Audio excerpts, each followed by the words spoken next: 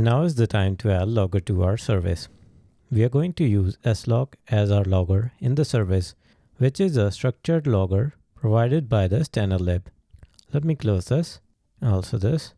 Now in our main, let's create an instance of slog. We will say logger slog.new. Then we need to provide a handler.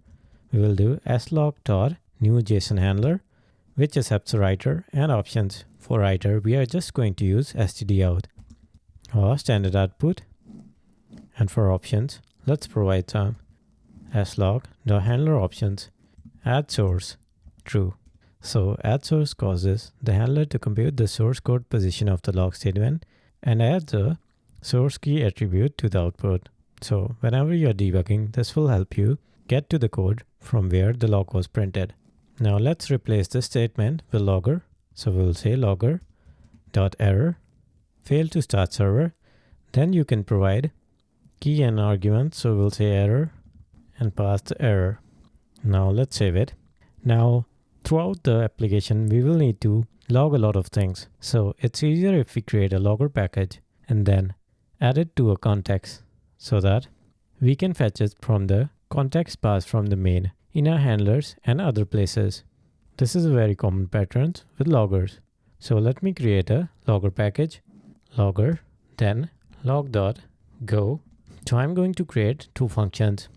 A new context function which returns a context with logger added to the context if one does not exist already, and a from context function which will return the logger from the context if one exists on the context passed to it, or a new logger will JSON handler writing to standard output.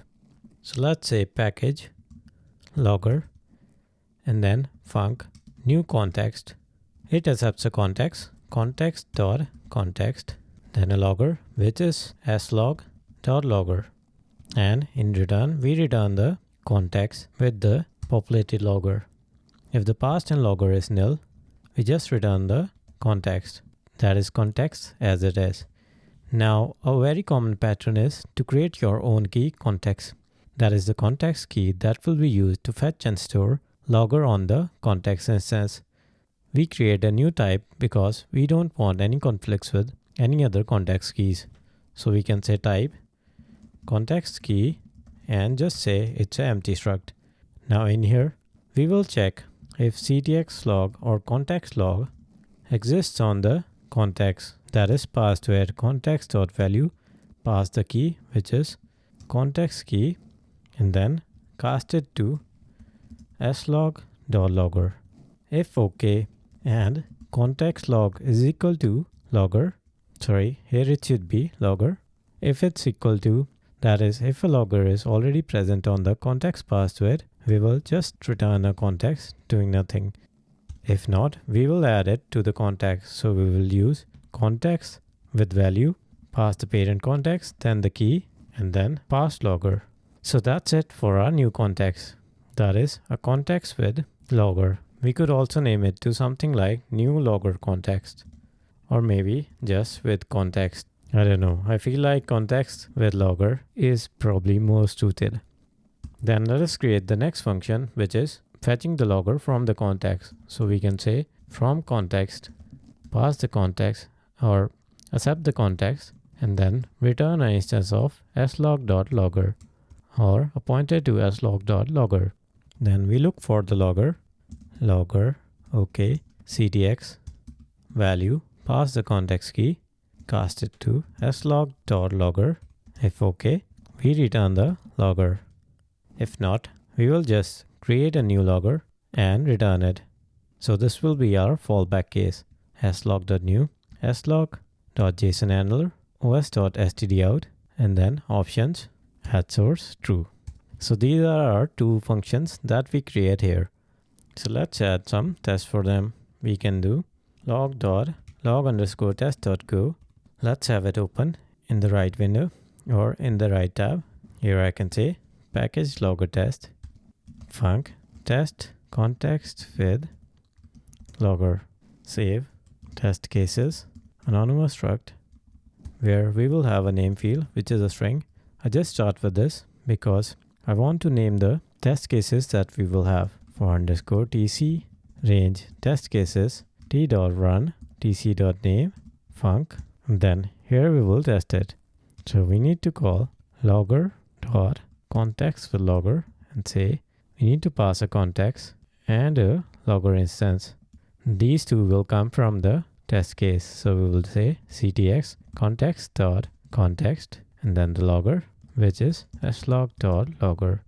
And here we can say tc.context, tc.logger.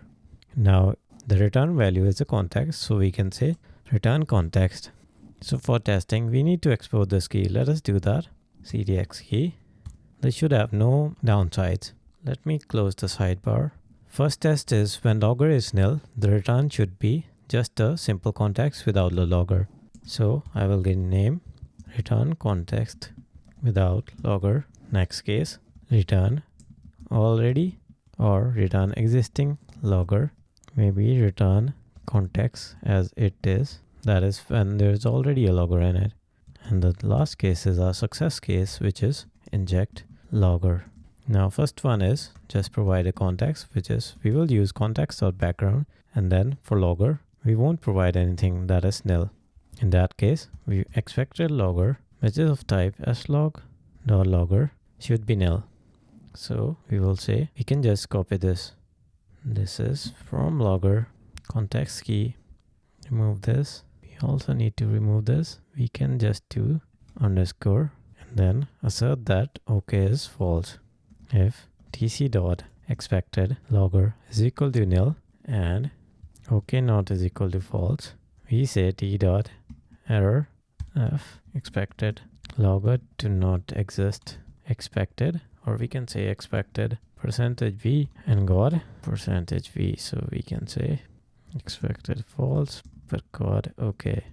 That should work for our first case. So let us try that. Let me comment this out so we can test our first case, run the test. And as you can see, tests are passing. Let me close this. Now let's work on the other two tests, which is if a logger already exists, we just return the logger. So we can say context with value, use the logger key, that is context key, and pass a new logger. You also need to provide context background, which is the parent context. And then this is a function. So our context already has a logger. Instead of this, I don't need to compare the type, so I can do exists of type pool. So we can just say tc.exists not is equal to OK. Then we can say expected tc.exists and OK. So in case of a logger that's already there, we expect to get a logger which is expected or exists is equal to true. Last case is if the context is empty, context.background exists is equal to true. That is our fallback case. Let's run our test to make sure they're all passing. Inject logger is returning. We expected true but got false because we are not passing a hash logger to inject. So in this case, we'll just copy this and say logger is provided. Now we should expect our test cases to pass. So let's try again. And this time it passes. Similarly, let's write test cases, the other function that is from context. I will do a similar thing, func test from context t, which is testing.t test cases struct name string, and then for underscore tc range test cases t.run tc.name func. Now we need to pass a context to the function parameter which we expect from a test case. So we will do context.context and return we expect a logger. So we will do logger dot from context pass tc.context and expect a logger expected, again a bool, and then we will say if tc.expected, then we expect the logger instance to be not null and logger is equal to nil.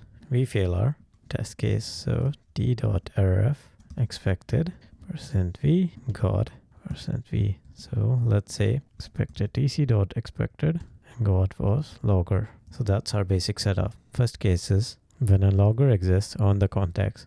So we can say name logger exists. The second case is new logger created, or maybe new logger returned.